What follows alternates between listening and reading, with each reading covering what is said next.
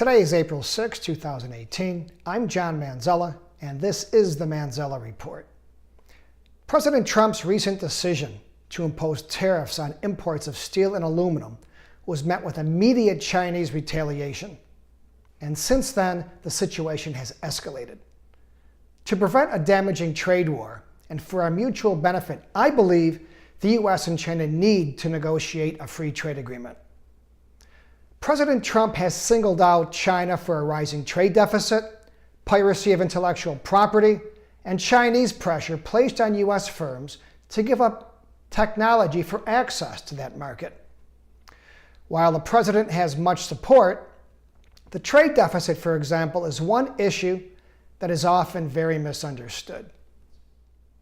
And because there is little correlation between high tariffs and deficits, raising tariff levels is a poor remedy. For example, Germany, Switzerland, and Singapore have low tariffs, yet each country consistently runs trade surpluses. On the other hand, Brazil and India both are considered highly protectionist, yet these countries consistently run trade deficits. Furthermore, an understanding of value added, I believe, is essential to understanding the reality of what appears to be a large deficit. For example, not long ago, Apple's 4G iPhone was assembled in China at a cost of about $180.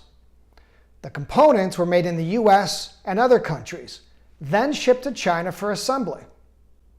China's value added, which involved labor and no components, amounted to only $7.10 per phone. Nevertheless, the entire import price of $180, not $7.10, was added to the US trade deficit every time an iPhone 4 was shipped to the US.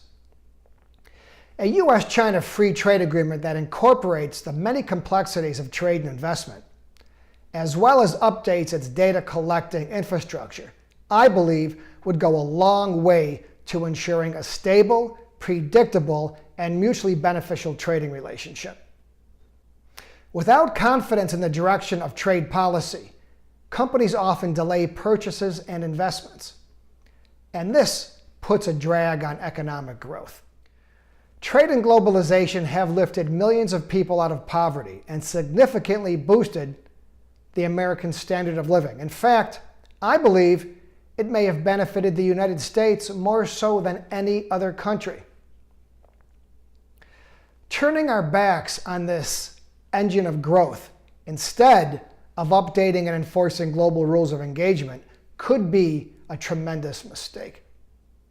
I believe a trade war has no victors, only losers.